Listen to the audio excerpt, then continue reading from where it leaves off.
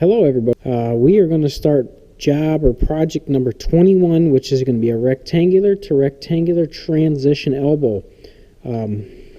So here's some dimensions, just more of a general layout and discussion on how it goes together. But what we're looking at here are these two sides that you can't really see on this are going to flip up, and then it's going to be a radiused elbow where the air is going to enter an 8x8 section, and it's going to leave by, I think it's a 6x10 section pointing downward. So on this third page is our actual project dimensions. What I want to encourage you to do is just be careful when you're cutting this thing. You want to oversize it a little bit, because with this angle it's going to have a tendency to grow or be a little bit taller in this direction, and I'm not certain if this corner does the same thing in its width there, so you got to keep an eye out on that. So basically what I did is I just walked over to the sheet metal area, and I had this small section laying there, so I figured I'd lay it out on that, and then we'll cut the dimensions later, and I'll give you something a little more in the line, or at least I'll give you some numbers that will fit. So basically what we're going to do with this is we're going to have the left hand cheek and the right hand cheek, and they're going to bend up, stand on top of each other, and they'll have this radius opening down here on the base. So let's go ahead and see if we can get this thing fabricated or designed and laid out. So the first thing I'm going to do is I'm going to look at my openings. Here at the bottom you'll notice I've got an 8-inch height, an 8-inch base, and then an 8-inch left hand cheek there as well. And there's a 3/4 inch depth on the notch configured for that also. So let's go ahead and take our scribe, and then for this one I'm going to use my 3/4 inch dimension across the bottom, about, I don't know, 16 1/4 inches in length there, something like that. So I don't know, something like that. I think that's probably plenty long. Yeah, we've got enough distance there to do that. And then what I'm going to do is I'm going to, on this right side, I'm going to draw myself a 1/4 inch dimension that comes up to about, I don't know, 6 or 10 inches in height there. So the same thing, using my scribe, we'll just grab that 1/4 inch dimension, and we'll get a mark to some random height here, making certain I get the right size. Right there. Alright, the next thing I want to do is I want to lay out this dimension in here. I've got the 1/4 inch edge marked here all the way down for the easy edger and the lock form later on. The next thing I want to know is I want to know this dimension between here, and it says 8 inches on the plan. So I'm going to measure over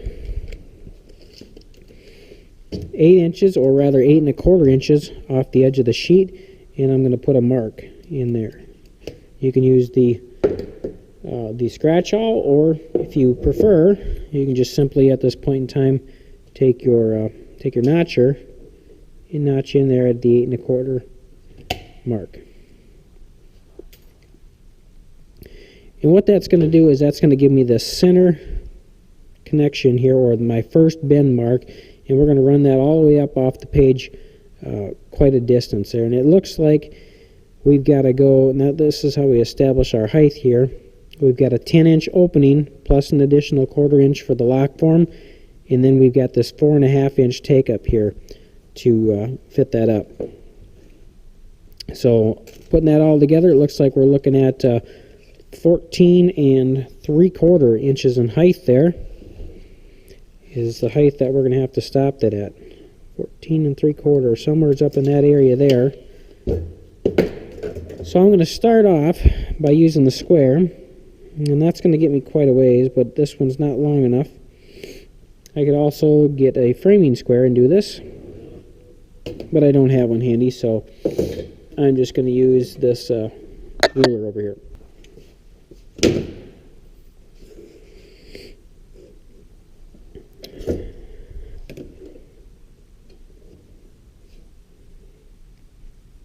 And we're going to run that straight mark up there someplace to our top height of that sheet. Okay, now that I've got that mark laid out there, I'm going to work over to this next dimension. At 3/4 inches up, I'm going to move over another 8 inches and place this bottom point right here. So an additional 8 inches. I'm just going to use my foot measurement here, using the red numbers, the red dimensions on the tape there. And I see I've got a scratch mark on the sheet, so if I can find a pin or something, I'm just going to put a little dot so I don't lose it. I think that's it. Yep, that was right. 8 inches there to that point. So basically what that's going to establish, this transition between the 8-inch opening and the 6-inch leaving air exit. What we got to do is now that I've got this set up here, is I got to establish this angle, and I'm going to work on that from this direction back to the other side. So let's go at our other dimensions here that we've been neglecting. What we've got from the base of the sheet is we've got to go up 4.5 inches in this, basically this box, this area here. So I'm going to set my square, and I'm going to measure that up 4.5 inches from the edge of the part here.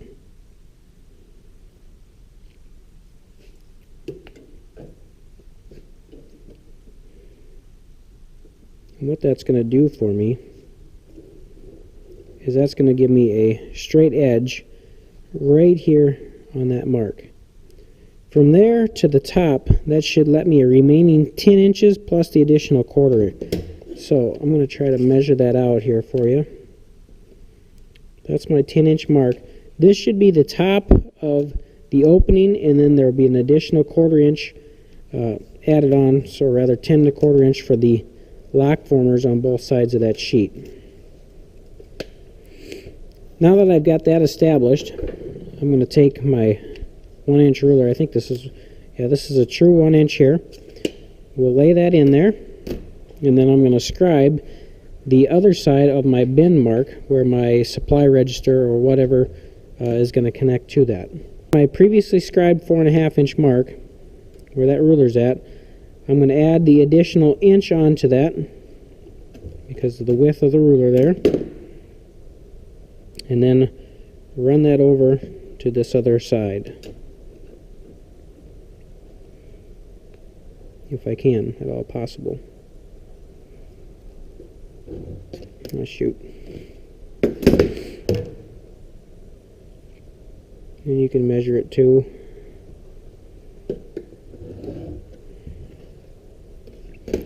The next thing I want to look at is I want to look at this distance from this bin mark over here to the bin mark of my opening for that 10-inch by 6-inch downward exit of the air, if you will. And that says that's 6 inches from edge to edge. So I'm going to find that dimension next. Maybe I can get a tape measure that you can actually read. Measure over here 6 inches. Right there. And then back to the square.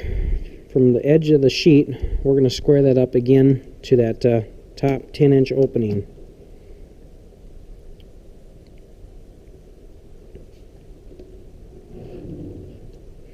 And if you like, because this ruler is a 1 inch, you can mark both sides of that.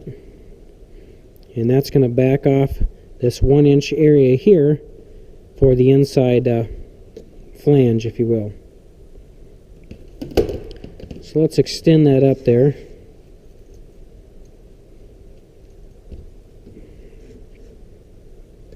Square that up.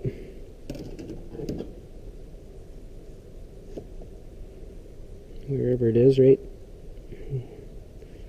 there it appears. We'll pull that down. And then we're going to move over. We'll reline up on my 6-inch dimension there. Get everything squared up. And do the same.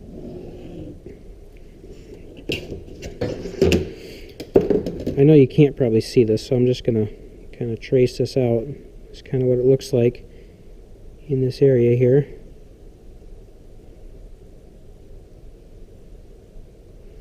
And maybe you can see it better than I think, but okay.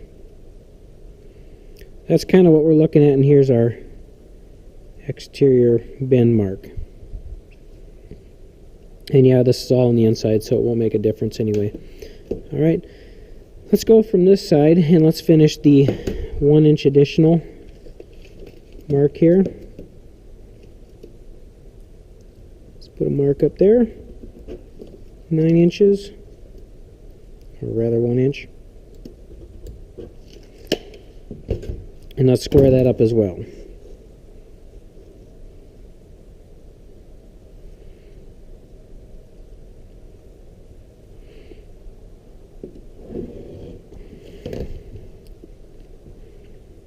Something like that. It's actually over here, but anyway, I think you get the idea. So from this bottom point, we got to measure up 10 inches and establish the top of the sheet, which we previously did on this side over here. 10 inches. Let's see, maybe I can do it on this square a little bit better. Might just reach.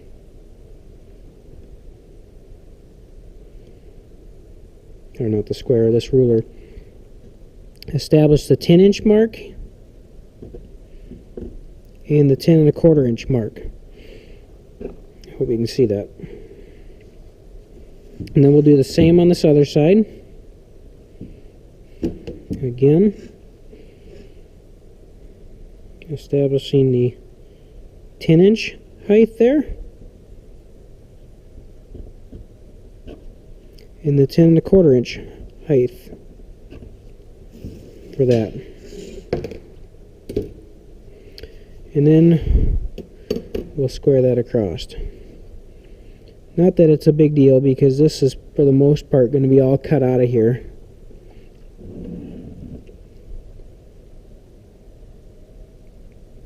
But for demonstration purposes, it'll probably be somewhat helpful. So currently we've got this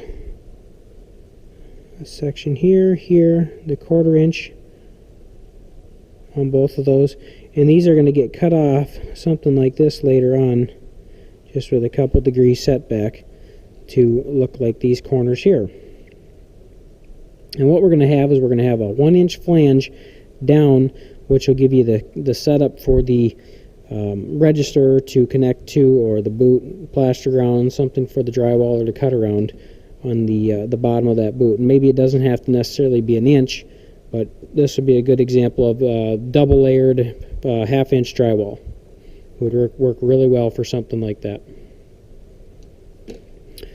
Okay, now that I've finally got my 10 inch height established up here, I can finally establish this angle which we left off from down here in the bottom.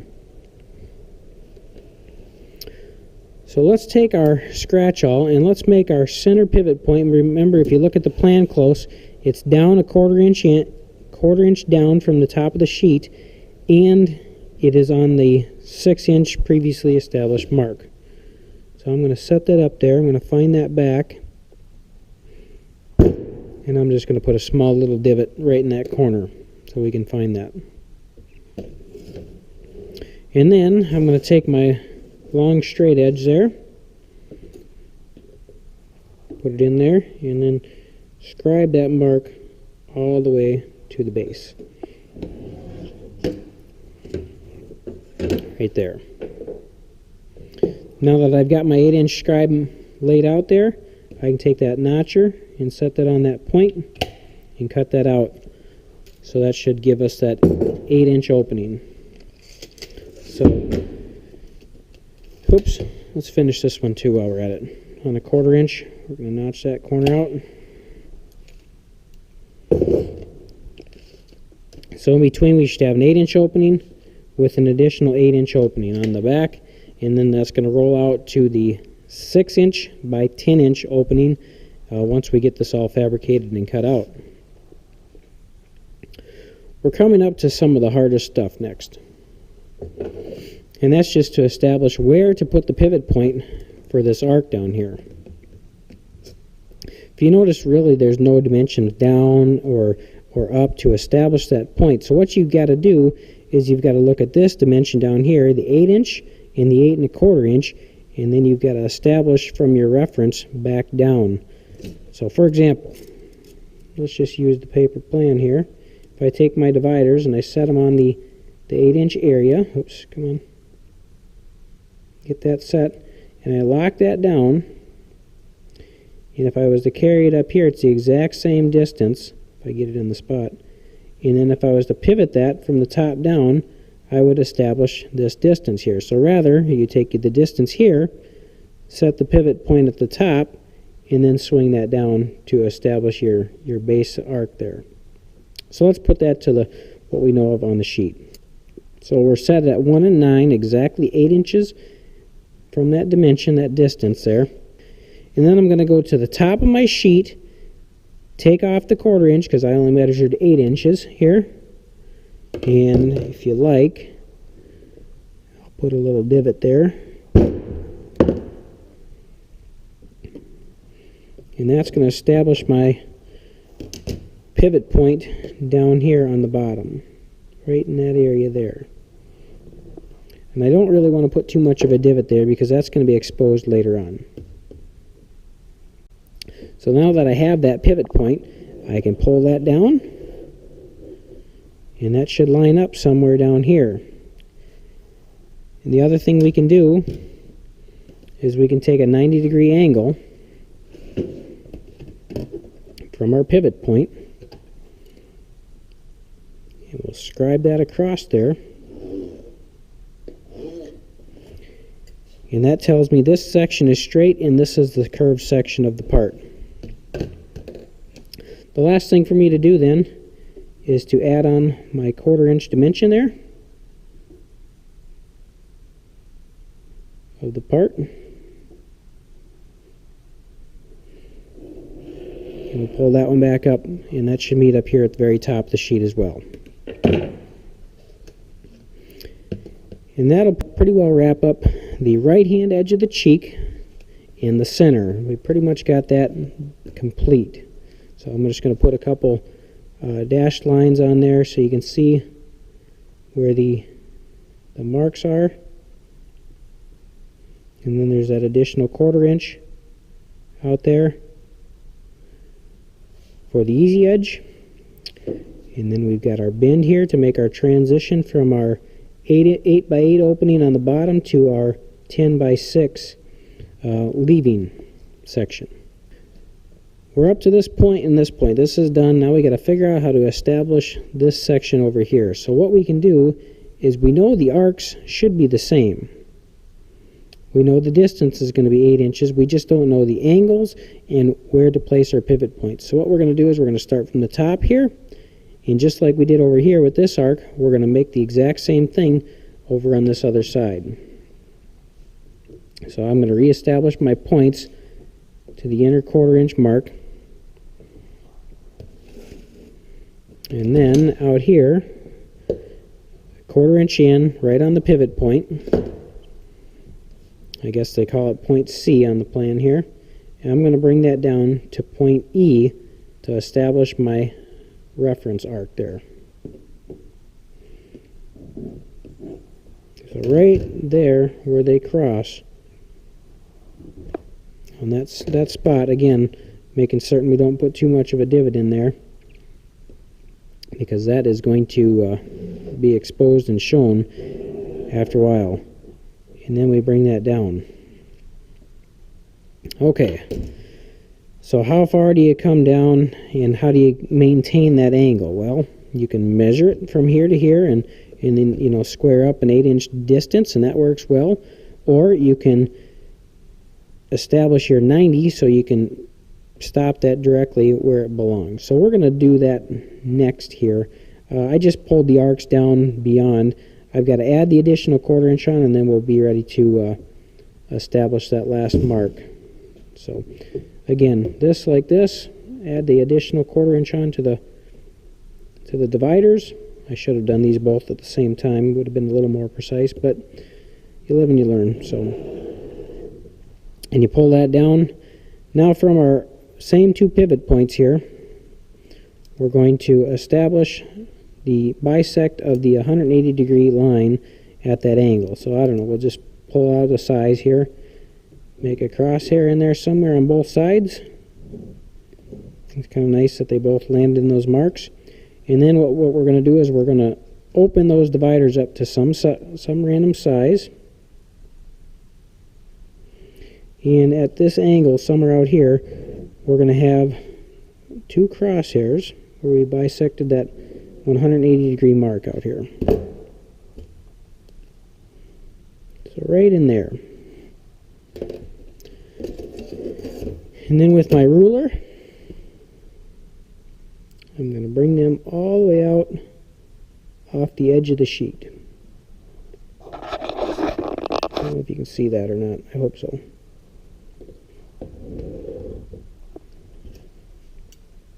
Okay. And if we did this right, hopefully I can show you this, that should come out 8 inches to the inside and 8 1/4 inch with the additional easy edge or lock form connection on there. So I'm going to move down here. I'm going to add on an additional 8 inches, trying to maintain that same pivot out there and establish that bottom dimension. So 8, set on 8 on the red numbers, marked at the foot.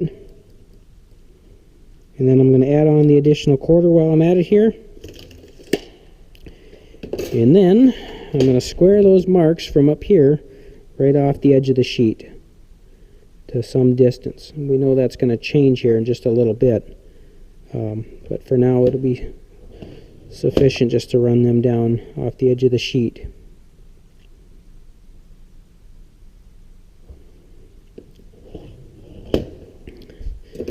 But because this part is going to bend up, what we've got to do is we got to have this edge of the sheet is got to have a reliefed edge, so it'll have a square opening over here standing vertically when that's done.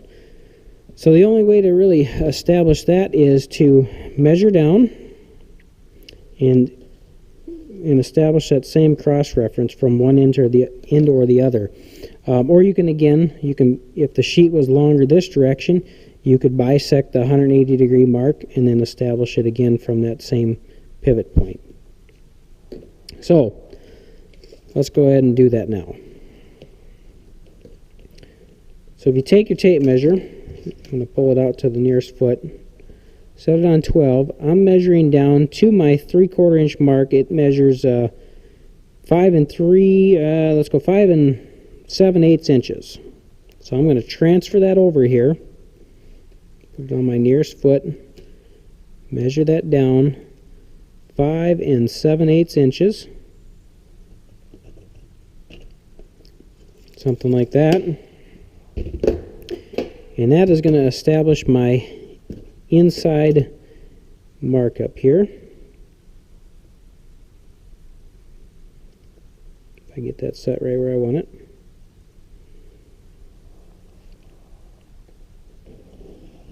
And we're going to square that across. The last thing left to do then is establish this last take-up, or this last area where the connection has to be made, and that's going to usually be about another 3/4 of an inch. So I'm just going to add that on to the distance there. This should be right here. And then we'll square that. Oh, I better do the same down here, otherwise it's not going to show up very good because I notched it out already.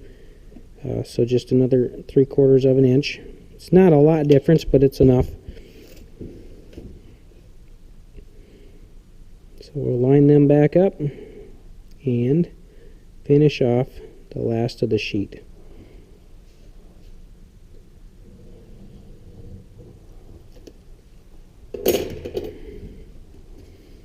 All right. Let me put some marks on there so you can see what we got. So we got the outer cut mark, the outer additional 1/4 inch for our easy edger, and we've got the inner 1/4 inch where we're going to bend that easy edge on later. This dimension up here was just to establish the 90-degree connection off the bend, and again the additional internal 1/4 inch on the straight section here all the way down. And then the final dimension, the cut mark off the bottom of the sheet there. So when this squares itself up, it'll be straight in line with everything that is required. All right.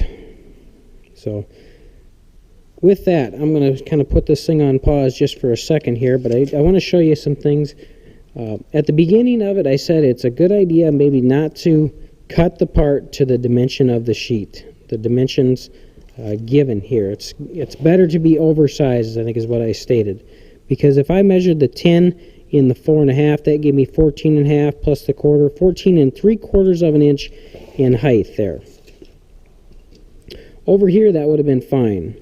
Right there, that 14 3/4 of an inch would have been just fine, no problem. But as I worked myself over to this pivot point where this is at an angle or is skewed, you'll notice that it gets longer than the 14 3/4 inch. Not a lot, but it is longer. And then the distance out here, the 8, the 8, and the 8, 24 1/4. Obviously it needs to be longer, so I got the sheet cut at about 25 inches. That would be sufficient. 25 by, I don't know, looks like 15 would have worked out just fine if I would have cut it a little bit bigger. So anyway, I hope that helps. So we're going to get ready into the next process of cutting this thing out, but before I do that, I'm going to run it over to the shear and just kind of size this thing up the best I can. I might even cut some of these angles, some of this section up here, and then just square some of this up and get rid of this excess material and use it later. So let's do that next. Okay, so here we are at the shear. We're just going to kind of size this thing up so I can get ready to, so I can run my tin snips without a bunch of excess material. So I'm just going to run it into that edge there, make sure I don't cut anything really more than I have to. I don't know if you can see that in there or not, but basically I'm just going to get myself something close to that and then cut that down to a more manageable size. And then we'll do the same on this top section here.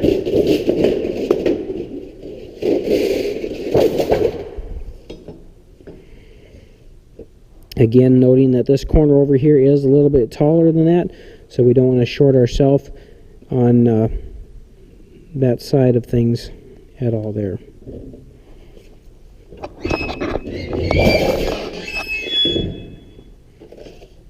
Okay, and that looks pretty well ready to go. If you want, you can square this corner up and save yourself just a little bit of time in cutting things. Not a whole lot, but it might do a little bit for you. So I'm just going to set it in there at the angle that matches the shear. Hopefully do the best I can with that.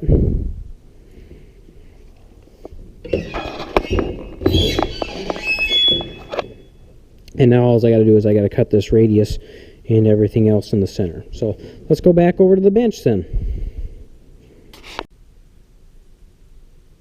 Okay, so we're getting ready to cut this unit out. So basically in previous projects we've been using the left-handed and the right-handed snips there for the majority of it, and that's fine.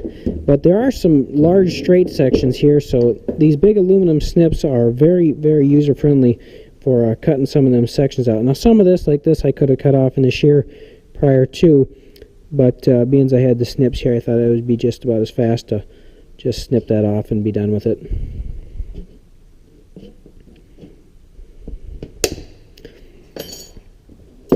Okay, I've got that angle cut off of there, and then now I can finally finish notching the base out on both edges. So I've got, it should be an opening, again the 8" by 8" by 8" tapered opening, so we can have that reduction in size there to make everything match. Then we can go over here with that long snips and we can cut out the inner sections, at least the straight sections, and then finish that up with the your left hand and right hand snips after a while. And this is nice because they are, you know, fairly large, and you're going to have an exposed edge there. So that's something that will really help you out when you're finishing this up. And we'll stop there, and we'll do the same on this other side as well.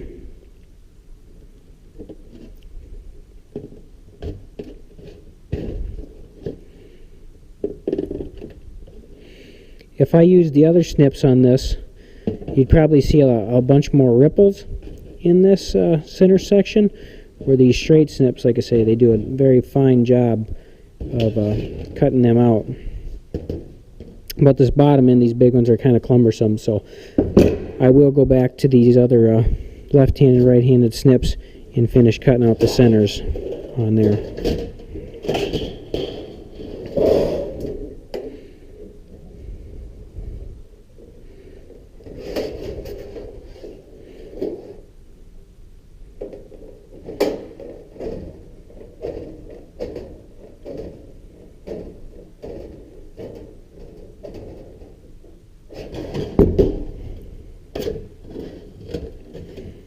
Okay, and then I should note this as well. These are a 1-inch section here. They do make a 1-inch notcher that you can purchase if you like, or you can just simply use your 10 snips and cut those 1-inch sections out. Notice they've relieved that back to the 1/4-inch easy edge, because that flange is going to just stick by, so the edge will actually stop back an inch from the top on its way down. So we're looking at out in this direction here. Actually, I want to get rid of that mark right there, and then set that back that direction there. So I basically removed the and actually this is going to get cut off here, is where it's going to start. So I've got a 1/4 inch for the easy edge, the 1-inch drop down here to make that radius. So yeah, let's just cut that off right now while we're thinking about it. Let's get rid of that extra edge there.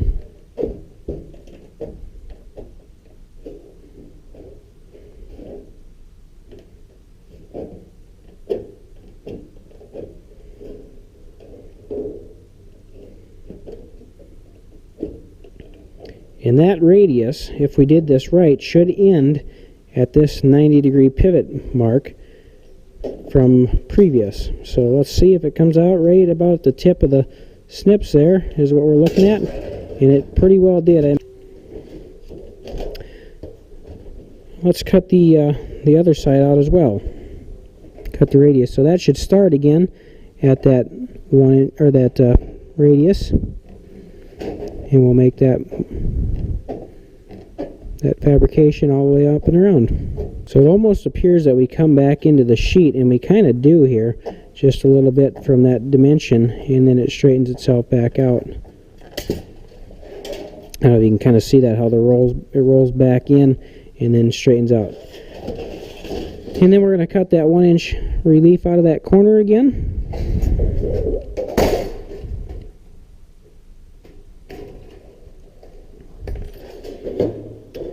And in the bottoms, we're going to have to cut point to point here. So when we open them up, they can be bent in opposite directions.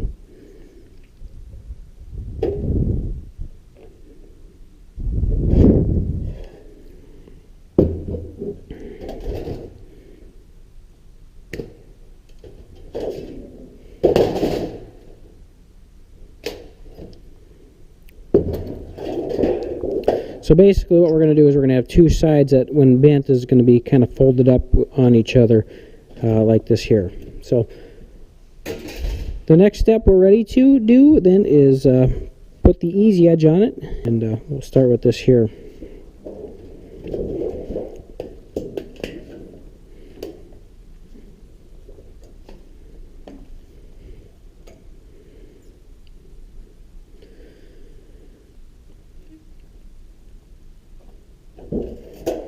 You notice I got some ripples in there, so I'm going to run that a second time.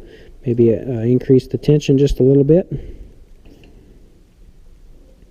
then we'll do the same on this other side.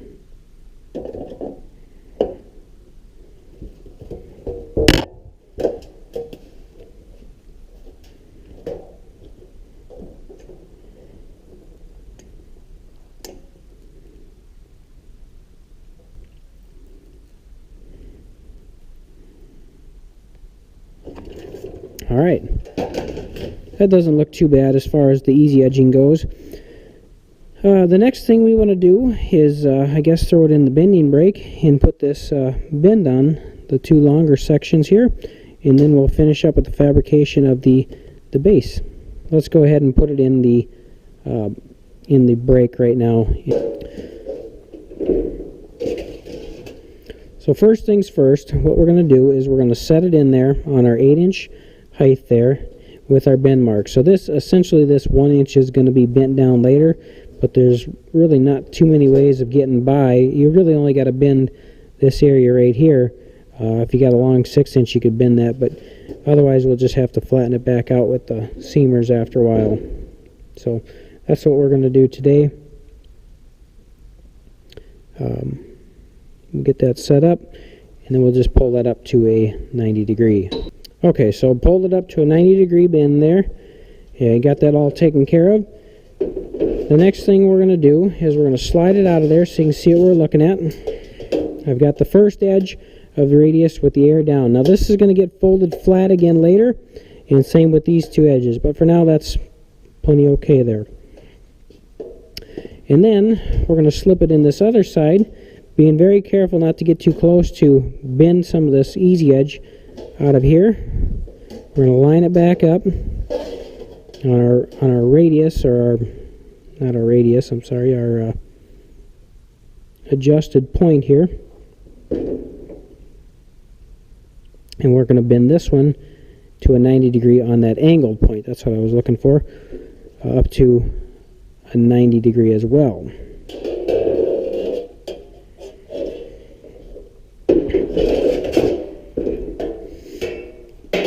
So then currently we got something that looks similar to this here. So you can notice the air is going to enter here. It's going to run down the outside of the heel, and then the air is going to shoot out the base. Okay, so let's go to our seamer and our bar brakes next, and let's flatten these back out. Okay, here we are. We're back over here by the bench again. I want to point out that I've got two bar folders in the shop here. One of them is a 1/2 inch and a 3/8, and the other is a 3/8 and a 1 inch bar folding tool, which basically means it'll take a 1 inch depth up to the deepest points in that unit there. So let's flip it over, and we're going to slide them on to our 1 inch marks, and we're going to be able to bend them out right where they belong. We're going to have this angle in there is what we're looking for. So I'm going to try to get that slid on there in that area, and trying to match that up with the inside, just like we had it set up prior to this. And this can take some doing. It can be kind of aggravating from time to time too. But anyway, it should end up right on the edge of the sheet there if we measured everything properly, and it should bottom out on the diamonds. You can see that the metal's in there, and then when you get that all squeezed together, if everything works out, we're going to pull that up to a 90 degree. And so if you can, put it on the table, and then with some leverage, bend that out to the 90. Looking like something like that. Now previously I didn't fold that down right away so I could work all the way around the corner. You can do the same thing again with your bar if you're careful. I'll flip it over here and get your bar to work onto that corner. You might have to do a little bit of fabrication here where there was a ridge. Slip slip it back on.